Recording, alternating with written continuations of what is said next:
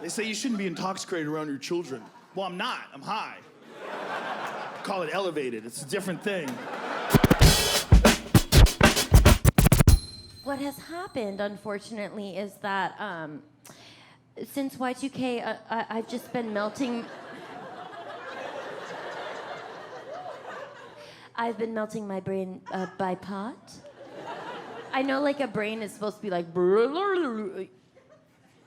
like that, like have like mass and volume. My brain is more like a crepe that has been rolled by someone who isn't French and is not committed to the cuisine, and then and then inside of the crepe is just one like naked wiggling worm that's like getting really tired and like doesn't know how it ended up there in like that bad sleeping bag, and it's just like, oh, mother. And then I imagine my brain like the bathhouse in Spirited Away, like like it's like a thought comes in or like something to discuss, and it's like a token that pops down in front of the worm's face, and the worm's like, modern art? Oh shit, man. And then in life I'm like, Jackson Pollock put jizz on his paintings. Jackson Pollock, starring Ed Harris, put jizz on paintings. And then someone's like, get out of the Guggenheim! And I'm like, Guggenheim? I thought this was the aquarium. You guys fucked yourself by calling them your museum the Goo Goo Goo Goo. That museum is fun because you're like, whoa! I think the most high I've ever been in public is a tie for first place.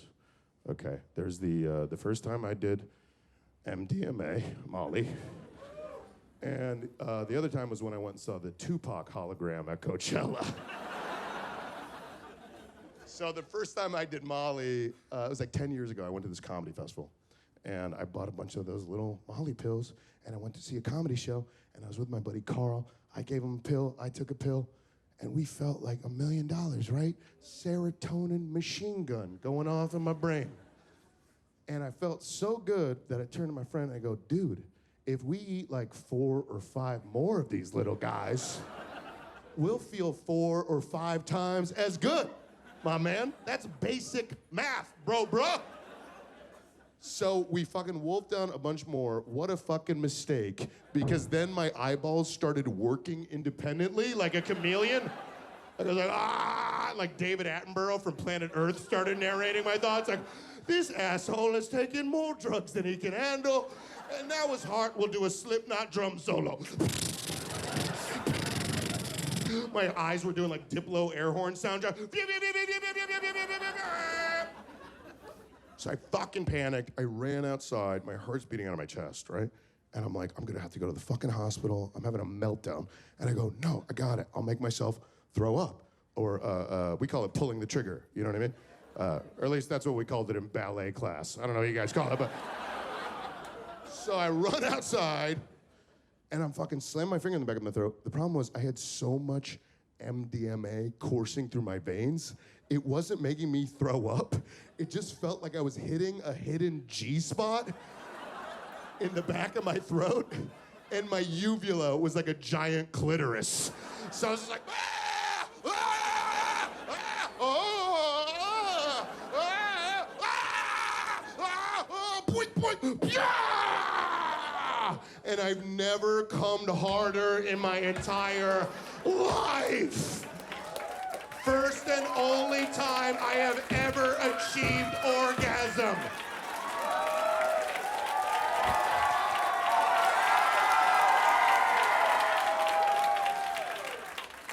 Thank you. Okay, and then the Tupac hologram. All right, so check this out. So I go to Coachella, it's weekend 2. I'm fucking hyped to see this goddamn Tupac hologram. And it's so whack, but I'm like caught up. I'm like, oh yeah, I can't wait to see this like Grand Theft Auto 4 era CGI Tupac. So I was drinking all day. We're out in a big field. It's late at night. Thousands of people. We're all watching Snoop Dogg and Dr. Dre on stage, right? And my friend Brian hands me like a big ass Xanax bar, right? Like a big fucking like a George Clinton horse pill, right? But Xanax, it's not a good party drug. It makes you black in and out of consciousness. You lose your memory. But I wasn't thinking. So I wolf it down, and I tell my friend Brian, I was like, okay, hold up. I'm gonna make a pee-pee. I go to the porta potties. I come back. My brain must have hit a Xanax black hole because my friend Brian was like, dude, where the fuck have you been? And I go, what are you talking about? He's like, bro, you've been gone for like 45 minutes. The Tupac hologram came and fucking went. You missed the entire fucking thing. And I've never been more mad and high at the same time. And I just turned around and I started ripping grass out of the ground and going, no! Why? And it was during the most mellow Snoop Dogg song of his entire set. So Snoop Dogg's on stage like S-N-O-O-P, Snoop-a-loop, Snoop, poop, poop-a-scoop, dooba-dooba-dee-doop. And one by one, a sea of 1,000 people just look back at me going, bury me alive! I don't deserve to live! Then I just overhear this dude rolling a blunt behind me, look back and go, well, I guess everybody enjoys Snoop Dogg differently. Next thing I know, Snoop reaches under the desk and he pulls out the biggest blunt I have ever seen. Oh, this sucker was huge. As soon as he pulled out that freaking blunt, I got excited because I wanted to grab my cell phone, okay? I wanted to grab my cell phone so that I could take a selfie of Snoop in the background being Snoop. So while I'm fumbling, trying to get my phone, Snoop starts talking to me again. Yo, Big Fluff. Yeah, what? Hit that while I hit this.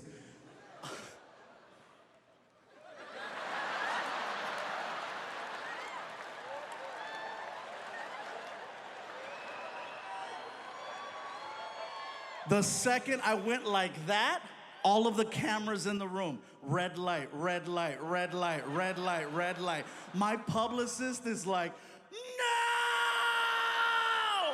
My son is like, yeah! And now I'm being faced, bro, I'm being faced with a serious situation because, you know, I've talked about friends participating in doing stuff like this, but I've never openly talked about myself, you know. And now I realize that from this moment forward, people are gonna know what happened here with Snoop. So I started trying to find ways to justify it to myself. You know, if you're gonna do something like this on camera, you want it to be with Snoop. You want it to be with Snoop, Cheech and Chong, or Willie Nelson.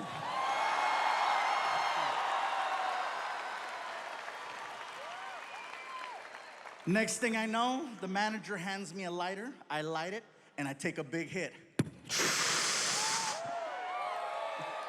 So listen, I'm doing my best to hold in all this smoke because I don't want to look like a punk in front of Snoop Dogg. I'm trying, I'm fighting, bro, it's hard, you know?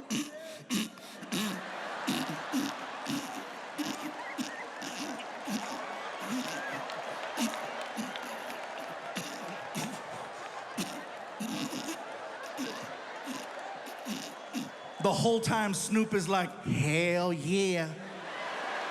That's what I'm saying. Fluffy going puffy today.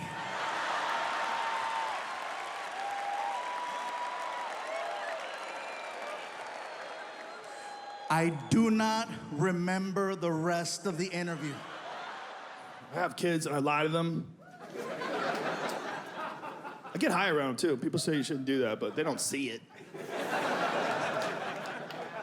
They say you shouldn't be intoxicated around your children. Well, I'm not. I'm high. I call it elevated. It's a different thing. The people who have a problem with that, they don't understand what getting high is. Like, they think you're gonna be like to your kid, like, who are you? What do you think? What's the worst thing that can happen if I'm a little high around my kid? They're gonna get extra hugs, and daddy's gonna be paranoid about objects. Oh, look out. Don't go there. That's it. Plus, I have cool conversations. I have a 6-year-old daughter, man. There's not a lot a 48-year-old man, a 6-year-old girl have in common, other than the fact she's my daughter. And so our conversations are normally pretty boring. But when I'm high, I'm like, you call that thing your baby, your doll, you call it your baby, but you know it's not a baby, right? Yeah, I know it's not a baby. Do you call it a baby because you're the youngest and you like having someone who is responsible for you? Maybe.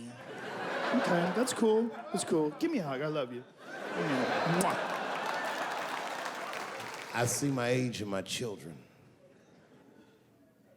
I came home from the road. This is not long ago. I've been gone for, if you can picture, I was gone for weeks and weeks. And when I came back, nobody was home. Now, one person in my family thought that maybe I'd like to see them when I got back. Like, they knew when I was coming back, but they just weren't home. And that shit was a wake-up call. Like when my kids were little and the tour bus would pull up to the house, these motherfuckers would spill out. Dad is home, hooray! And they'd hug me and kiss me, and then as the years went on, they'd get less interested. Hey, everybody, look, it's Mr. Promises back from the road.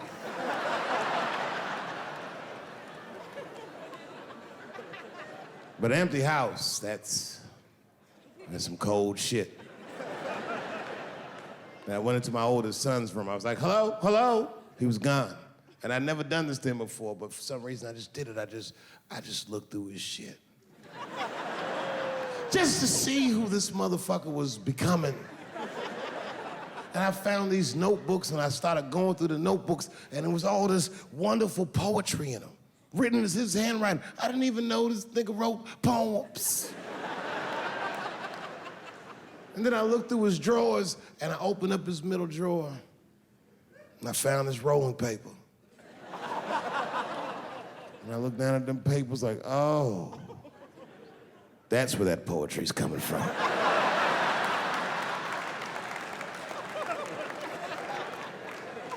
And that shit broke my heart. I mean, I smoked weed, but I mourned my son's innocence. And I cried a little bit. And I took his papers upstairs to my room. Rolled some weed that I'd hid from the family. And I got really high. And then I got paranoid, so I put his papers back how I found them. So he wouldn't know what I was up to. This nigga won't even know that that happened till he sees the special. Yeah, nigga, I found your papers. He's a cold motherfucker. Let me tell you, this kid is only 16 years old. Listen to what he did to me. This motherfucker calls me up in the middle of the night. It was 1 o'clock in the morning. He goes, Dad, don't be mad. I knew something was terribly wrong. I said, what's going on? He said, listen, I'm fine. And don't forget, you told me to do this. I'm at a party, and my designated driver had too much to drink. And me and my friends need you to come pick us up. I said, Jesus Christ, it's 1 o'clock in the morning, nigga. I am shit-faced.